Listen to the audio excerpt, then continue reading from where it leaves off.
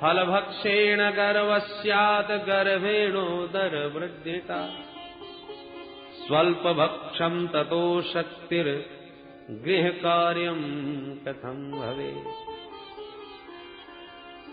मैंने सचमुच फल खा लिया तो मैं गर्भवती हो जाऊंगी, और कहीं सचमुच गर्भवती हो गई तो एक बात बता, जब मेरे पेट में बच्चा होगा तो मेरा भोजन कम नहीं हो जाएगा, और मेरा भोजन यदि कम हो गया तो ततो अल्प शक्ति, मैं कमजोर हो जाऊंगी, और कमजोर हो गई तो गृह कार्यम कथम भवेत्, घर का जो अकेले ही सब काम संभाल लेती हूं, यदि कमजोर हो गई तो काम कौन करेगा घर का फिर।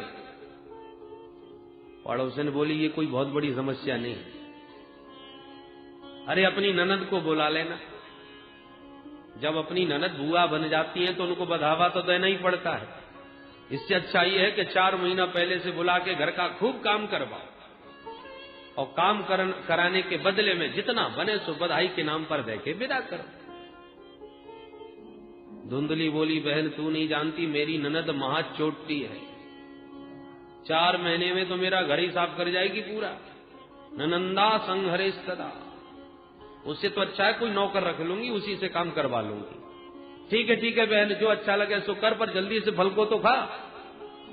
धुंधली बोली अच्छा बहन फल तो मैं खा लूंगी, पर एक बात बता, मैंने सुना है कि गर्भवती स्त्री ज्यादा तेज दौड़ नहीं सकती। बहन बोल सुना तो तूने बिल्कुल ठीक है, कहीं नहीं दौड़ना चाहिए, और तुझे कहां दौड़ना भागना है, तू तो आराम करना घर में।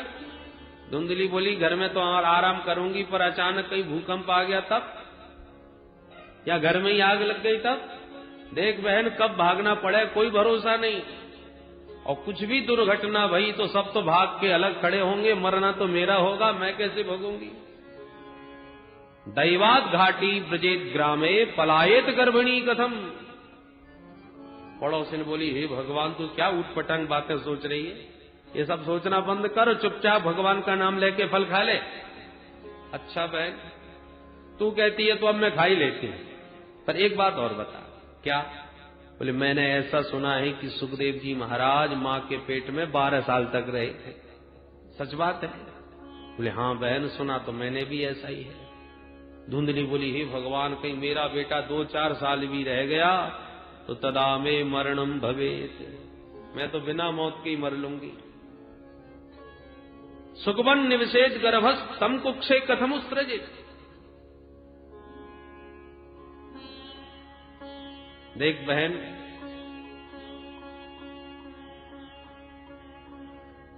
पहले तो बालक को जन्म देने में समझो मां का भी दूसरा ही जन्म होता है, और जन्म सकुशल हो जाए तो उसके बाद लालने पालने दुखम प्रसूतायाश्च वर्तते, बालक के लालन पालन में भी बड़े कष्ट। इसलिए मैंने तो एक ही निर्णय लिया है कि इस झंझट में मुझे पढ़ना ही नहीं। पढ़ो सुनने का तो तेरी बुद्धि में जो आवे सो कर, और समझा के बेचारी वो तो परेशान होकर चली गई। पर एवं कुतर्क योगेन तत्फलम नैव भक्षितम, इतने कुतर्क किए धुंधली ने कि आखिर उस फल को खाया ही नहीं। पतिदेव लौट के शाम को आए, देवी फल खा लिया? हाँ महाराज वो तभी खा लिया था मैंने, झूठ बोल करके पंडित जी को संतुष्ट कर दिया। परंतु दूसरे दिन इसकी छोटी बहन मिलने आई। धुंधली कैसी हो? धुंधली बोली अली बहन तू खूब आई गई, आज मैं बड़े चक्कर में फंसी हूं, तू मेरा समाधान कुछ निकाल। क्या बात है? पूरी कहानी सुना दी। अब छोटी बहन यही चाहती थी कि इसके कुछ भी ना हो, तो मेरे कई बच्चे हैं, एक बच्चा इसे दे दूंगी तो इसका माल मेरा हो जाएगा।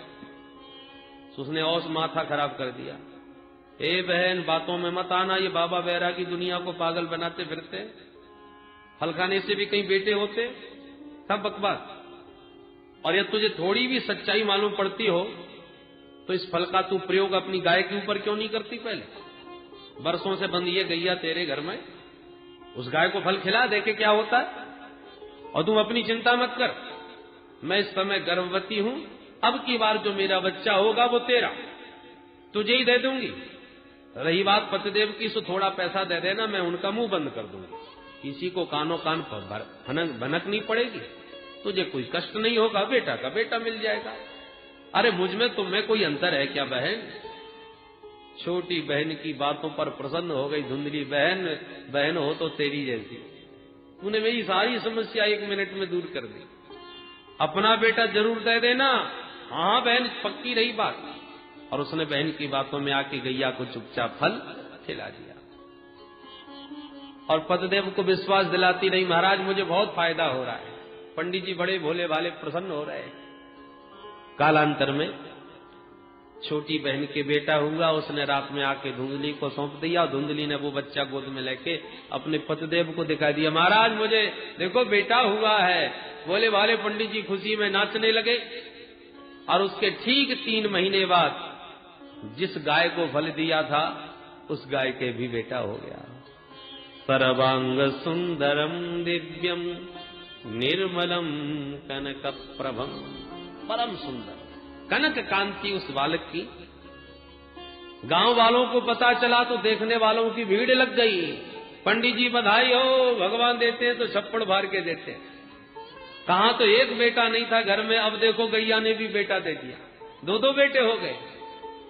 भाग्योदयो धुना जाता आत्मदेवस्य पश्यत धन्वा बाल प्रसूतस्तु दैव रूपीति कौतुकम। विधाता का कौतुक देखो, गाय ने मानव पुत्र को जन्म दिया है। भाग्योदय हो गए हमारे पंडित जी के। लोगों ने खूब बधाइयां दी, बड़ा भारी उत्सव मना। पंडित जी ने नामकरण संस्कार किए।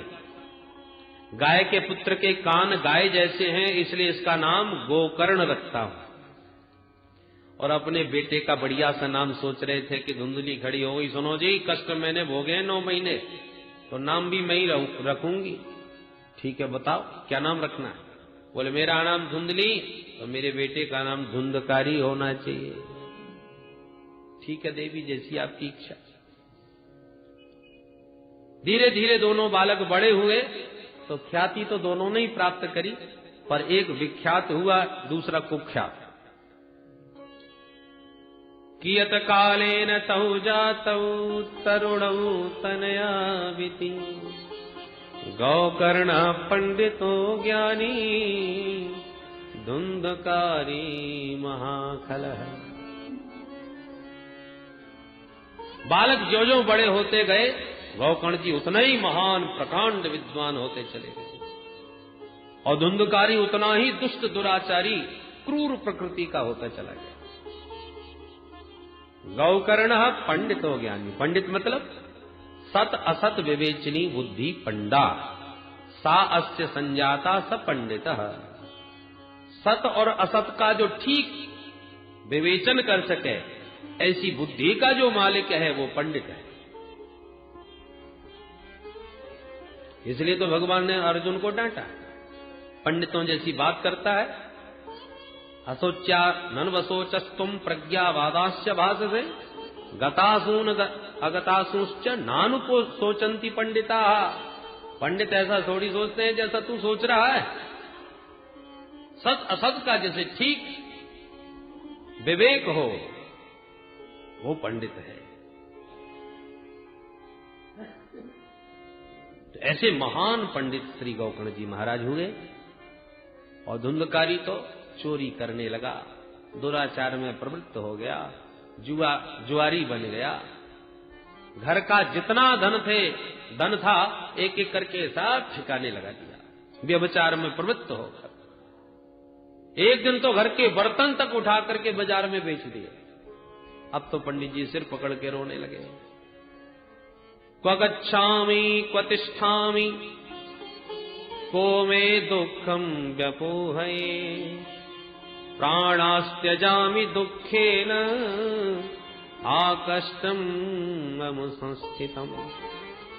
हे भगवान, कहाँ जाऊं, कहाँ बैठूं, किसको अपनी व्यथा कथा सुनाऊं? ऐसे जीवन से तो अच्छा है कहीं जाकर के मर जाऊं। प्राणास्त्यजामि दुःखेन।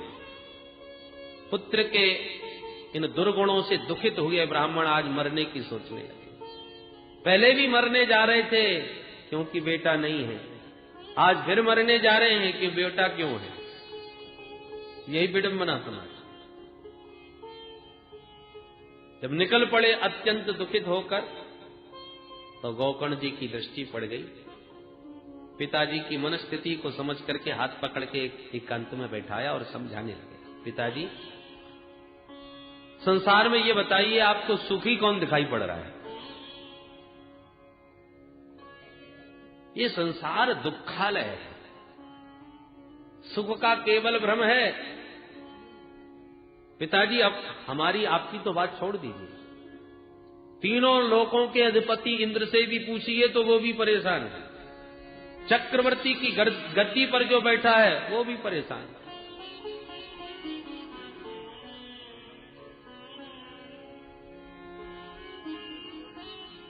न चेन्द्रस्य सुखम किंचित न सुखम चक्रवर्तिनः सुखमस्ति विरत्नस्य मुनिरेकांत जीविनः मुनिरेकांत जीविनः। पिताजी, संसार में सभी दुखी हैं, क्योंकि दुख रूप ही संसार है।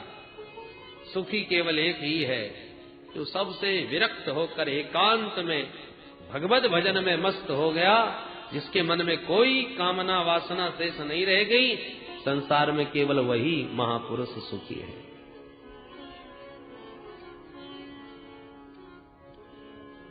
अंधकूपे स्नेह पासे बद्ध पंगुरहम सटः। जीव स्नेह के पास में बना हुआ, संसार के पास में बना हुआ, इस संसार के अंधकूप में पड़ा हुआ है। बुद्धिमान वह है जो इस कुएं से अपने को निकाल के बचाए। बेटा, तो मैं क्या करूं? गोकर्ण जी कहते हैं, उसका हम उपाय बताते हैं। और 2 श्लोकों में बड़ा ही सार गर्वित उपदेश श्री गोकर्ण जी ने आत्म कल्याण का दिया। देह स्तिमांस रुधिरे भीमतिं त्यजत्वम् जाया सुतादिषु सदा ममतां विमुञ्च पश्यानिशं जगदिदं क्षणभङ्गनिष्ठम् वैराग्यरागरसिको भवभक्तिनिष्ठः धर्मं भजस्व सततं त्यज लोकधर्मान् सेवस्व साधु पुरुषान् जहि कामतृष्णाम् अन्यस्य दोषगुणचिन्तनमाशु मुक्त्वा सेवा कथारसमहो नितरां पिबत्वम् सेवा कथारसमहो नितरां पिबत्वम्। गोकर्ण जी कहते हैं, पिताजी ध्यान से सुनिए। जीव को संसार में बांधने की 2 रस्सियां हैं, और उन रस्सियों के नाम हैं अहमता और ममता। देह में अहमता और देह के नातों में ममता, ये 2 रस्सियों में जीव बंधा हुआ है। 5 भौतिक देह है, जो पंचायती धर्मशाला है।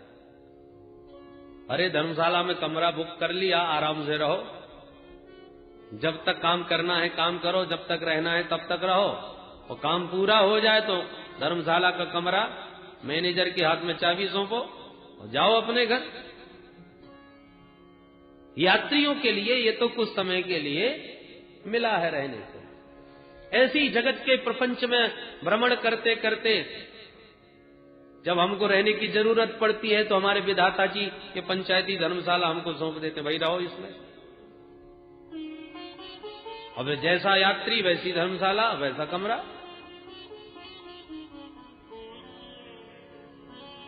तो इतना ध्यान रखना चाहिए कि कितना भी बढ़िया हो या कैसा भी हो कमरा, मालिक मैनेजर है, तुम उस पर आधिपत्य स्थापित करने का प्रयास न करो, नहीं पंचों की धर्मशाला पर किसी का कब्जा नहीं हो सकता, वो धक्का मार के निकाल देंगे। क्षितिजल पावक गगन समीरा, क्षितिजल पावक गगन समीरा, क्षितिजल पावक गगन समीरा, क्षितिजल पावक गगन समीरा, पंच रचित यह अधम शरीरा, पंच रचित यह अधम शरीरा, पंच रचित यह अधम शरीरा, पंच रचित यह अधम शरीरा।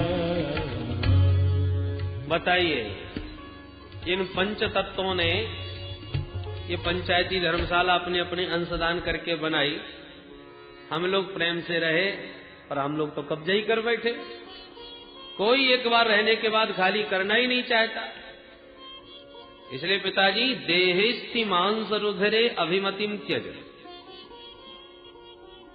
देह पर बारंबार विचार करने से देहाशक्ति छूट जाती है। मांस, मेद, मज्जा, स्नायु आदि से विनिर्मित अस्थि स्तंभम स्नायुबद्धम मांस सौणित लेपितम चरमामलद्धम दुर्गंधम पात्रम मूत्र पुरीशयो, ये शरीर की स्थिति है। ईंट गारे सब भरे पड़े हैं, बस दीवालों पर बढ़िया डेंटिंग पेंटिंग कर दिया, इसलिए चमक मारने लगे। तो यही स्थिति तो इस भवन की है, जिसमें हम आत्मबुद्धि किए बैठे हैं, देहात्म बुद्धि। इस नासवान शरीर को आत्मा मान लेना, ये पहली रस्सी है। और दूसरी, जाया सुता दिशु सदा ममताम विमुंच। अरे जब देह ही हमारा नहीं तो देह के नाते हमारे कहां से हो जाएंगे? देह के नातों में चिपके। उन सबकी ममता को त्यागना चाहिए। अहमता और ममता।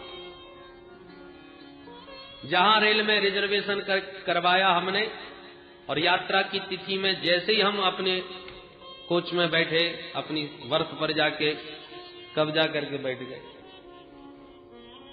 गाड़ी चल पड़ी तो और भी तमाम उस डिब्बे में यात्री बैठे थे आसपास, उनसे राम राम होने लगे। कहो भैया कहां तक जा रहे हो? अब उसका किसी का कहीं स्टेशन, किसी का कोई स्टेशन, सब अलग अलग स्टेशनों के टिकट लिए बैठे। गाड़ी चल पड़ी, यात्रा का शुभारंभ हो गया और बातों बातों में यात्रियों से गपशप करते करते घनिष्ठता बढ़ गई। एक ही साथ यात्रा कर रहे थे, इसलिए बातों बातों में जान पहचान बढ़ी और वो जान पहचान धीरे धीरे घनिष्ठता में परिणत हो गई।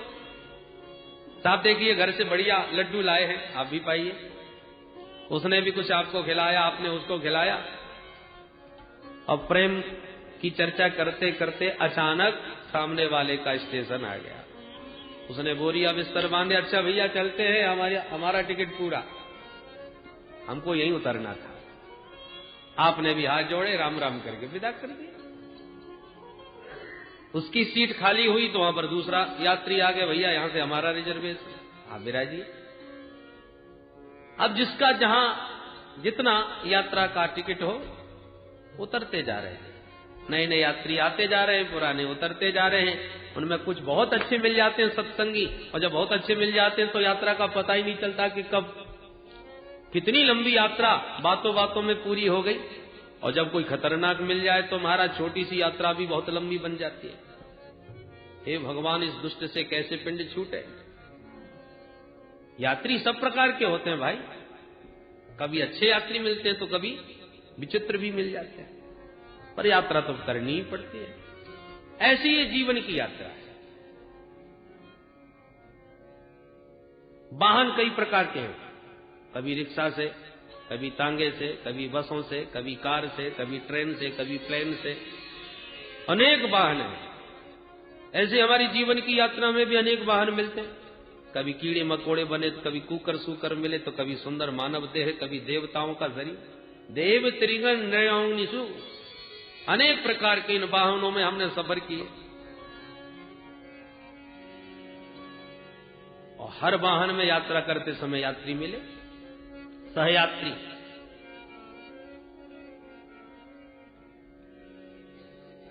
अब रेलवे के इस सफर में, इस मानव जीवन के सफर में, भाई सबसे सुंदर यात्रा तो ट्रेन की ही होती है, सुखद। तो इस रेल यात्रा में, इस मानव जीवन की यात्रा में, जैसी हमने अपनी यात्रा का शुभारंभ किया, गाड़ी में बैठे सहयात्री मिल गए, माताजी, पिताजी, भैया जी, बहन जी, दादाजी, बाबा जी, काका जी, फूफा जी, ये सब सहयात्री हैं हमारे जीवन के साथ। कल तक जिनको जानते भी नहीं थे और अब धीरे धीरे उनसे इतनी प्रगाढ़ता हो गई कि उनके बिना रह नहीं पा रहे। यात्रियों से अत्यंत प्रीति हो गई। पर सफर में थोड़ा आगे चले कि दादाजी का स्टेशन आ गया, स्मशान में जाके विदा कर दिया, वो अपने घर चले गए। जीवन की यात्रा आगे बढ़ी तो विवाह हो गया, एक नया यात्री हमारे जीवन की गाड़ी में जुड़ गया, जिसका अब तक पता नहीं था। यात्रा आगे बढ़ी तो पिताश्री का स्टेशन आ गया, वो गए अपने घर, और कुछ ही दिनों में बेटा हो गया, एक नया यात्री जीवन में फिर जुड़ गया। पुराने यात्री जाते जा रहे, नए नए यात्री आते जा रहे, जीवन का सफर चलता जा रहा है। पुत्र दाराप्त बंधु नाम संगम पांथ संगम, ये पांथ संगम है। तो यात्रा का नियम है, यात्रियों से प्रेम पूर्वक व्यवहार करो ताकि यात्रा का आनंद आए, यात्रा कहीं भार न बन जाए। इसलिए यात्रियों से मिलजुल करके स्नेह पूर्वक यात्रा करो, और स्नेह आसक्ति इतनी ज्यादा न हो जाए कि जब यात्रा पूरी होवे तो उन यात्रियों को छोड़ा न जाए। अब टिकट पूरा हो गया, गाड़ी आपके स्टेशन पर खड़ी है, यहीं तक का आपके पास टिकट है, और आप यात्रियों से बार बार मिलने में ही लगे हुए हो, वाह भैया कितना आनंद आया आपके साथ। अब आपको तो छोड़ने का ही मन नहीं हो रहा, और उधर गाड़ी चलने को तैयार। तो क्या होगा, काला कोट वाला टीटी आएगा और हाथ पकड़ के धक्का मार के हटाएगा, अरे हटिए, निकलिए, गाड़ी चलने वाली अभी तक उतरे नहीं। बुद्धिमान यात्री वही है कि एक स्टेशन पहले से बोरिया बिस्तर बांध ले, और जिससे मिलना जुलना है पहले मिल ले, स्टेशन पर गाड़ी आए तुरंत उतरिए, इसी में बुद्धिमानी है। उसी प्रकार जीवन के सफर में ये सारे यात्री तुम्हारे साथ हैं, इनसे प्रेम पूर्वक व्यवहार करो, परंतु जब सफर पूरा हो जाए तो उससे पहले तैयार हो जाओ, क्योंकि काला कोट वाला फिर यम का दूत आता है ना, वो फिर एक नहीं चलने देता, एक सेकंड का भी समय नहीं देता मिलने के लिए। विशेष समय मांगा जाए फिर तो जितने वर्ष मिले तब भी तू बात नहीं कर पाया जो अब एक सेकंड मांगता है मुझसे। तो भैया वो काला कोट वाला धक्का मार के उतारे, उससे अच्छा है कि तुम ही राजी राजी चल पड़ो, क्योंकि यात्रियों का संग तो छोड़ना ही पड़ेगा। ये जीवन के इस रहस्य को जो ठीक से जान ले, वो यात्री बड़ा आनंद से यात्रा करता है। देहेस्थिमां सरुधिरे धीमतिं त्यजत्वं जायास्तु तादिषु सदा ममतां विमुञ्च पश्यानिशं जगदिदं क्षणभङ्गनिष्ठं वैराग्यरागरसिको भवभक्तिनिष्ठः। इसलिए पिताजी, अहमता ममता की रस्सी को त्याग कर सारे जगत को अनित्य नाशवान क्षणभंगुर समझो, एक पल का भी भरोसा नहीं। वैराग्य राग रसिको भव। संसार में राग करके क्या मिला वो तो आप देख चुके हैं। अब वैराग्य से क्या मिलता है उसका भी तो आनंद लेके देखो। वैराग्य के भी तो रसिक बन के देखो पिताजी। धर्म का आश्रय लो, परम धर्म का आश्रय लो, लौकिक धर्मों का परित्याग करो।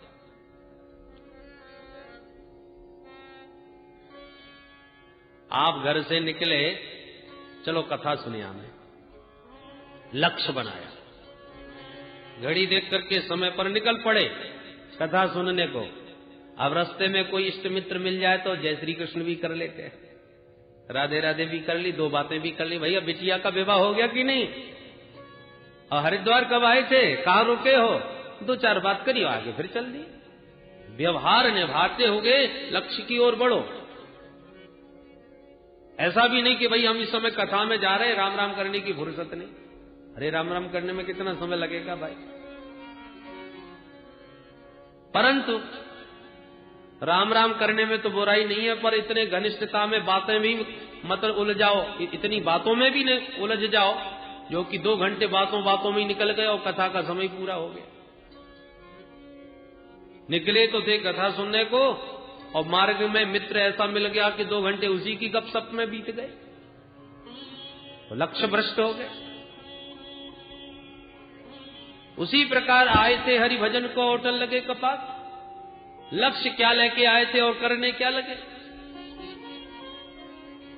लक्ष्य तो ये था कि मानव तन उस परम तत्व को पाने के लिए था, जिसको पाने के बाद कुछ पाना शेष नहीं रह जाता, जिसको जानने के बाद कुछ जानना शेष नहीं रह जाता।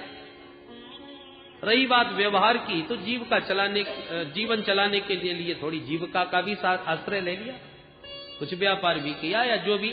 भाई यदि विवाह शादी करके गृहस्थ जीवन बसाया है तो उसका भी दायित्व निभाना चाहिए। परंतु जीविका जीवन के लिए है, जीवन तो जीविका के लिए नहीं है। पर हम तो यही कर बैठे, जीविका जीवन के लिए होनी चाहिए, पर हमने तो जीवन को ही जीविका के लिए समर्पित कर दिया। अंतिम क्षणों तक जीविका का ही चिंतन करते करते कैसे होगा, क्या होगा, मेरे बाद कौन संभालेगा, इतना सब जिम्मेवारी मेरे ऊपर। बोलो जय श्री कृष्ण। भोजन देह यात्रा के लिए आवश्यक है, पर देह यात्रा भोजन के लिए तो नहीं है कि शरीर भोजन के लिए ही धारण किया है, कि भोजन शरीर धारण करने के लिए किया है। आज हर व्यक्ति संपूर्ण जीवन अपनी जीविका में ही गंवा देता है, जीवन के स्वरूप और लक्ष्य को ही भूल जाता है। इसलिए पिताजी, मानव जीवन का परम लक्ष्य है प्रभु का प्रेम, भगवत प्राप्ति। भगवान शंकराचार्य जी प्रश्नोत्तरी में कहते हैं, जन्मना उसका सार्थक जिसका दोबारा जन्म ना हो, मरना उसका सार्थक जिसे दोबारा न मरना पड़े, उसी का जन्म मरण सार्थक। तो भगवत प्राप्ति के बाद जन्म मरण ही छूट जाएगा, वो परम लक्ष्य है। परंतु जिन माता पिता ने जन्म दिया है उनकी भी सेवा करो, मातृदेवो भव पितृदेवो भव, ये भी आवश्यक है, ये लोक धर्म है। परंतु संसार के व्यवहार में ही इतने हम न डूब जाएं जो जीवन के लक्ष्य को ही भूल जाए। धर्मं भजस्व सततम त्यज लोक धर्मान, सेवस्व साधु पुरुषान् जहि काम तृष्णा। पिताजी, साधु पुरुषान् सेवस्व, साधु पुरुषों की संगति करो, और काम तृष्णाम जहि, संसारियों का संग करोगे तो संसार की कामनाएं होंगी। देखो साहब, हम गाड़ी खरीद के लाए, आपको पसंद आई, अब आप उसकी गाड़ी पर हाथ फेर फेर के देख देख के आपके चित्त में भी गाड़ी चिपक गई, ऐसी गाड़ी हम भी खरीदेंगे। देखो साहब, कोठी बनाई, अब आप देख देख के आपके मन में भी कामना जागृत हुई। तो संसारियों की संगति से संसार चित्त पर चढ़ता है, ऐसा होना चाहिए, ऐसा हम भी करेंगे। और साधु पुरुषान सेवस्व, जो भगवत प्रेम में रंगे हुए हैं, भगवत रसिक जन हैं, उनकी संगति करो तो भगवत प्रेम आपके भीतर भी जागृत होने लगा। नेताओं के साथ रहना प्रारंभ करो, नेतागिरी अपने आप धीरे धीरे आ जाएगी। पहलवानों के संग रहना उठना प्रारंभ करो तो पहलवानी भी आ जाएगी। जुआरियों के साथ बैठना प्रारंभ करो, पत्ते फेंकने आ जाएंगे। ऐसे ही भगवत रसिक जनों का संग करो तो भगवत प्रेम अपने आप जीवन में आता चला जाएगा। जैसी संगत वैसी रंगत।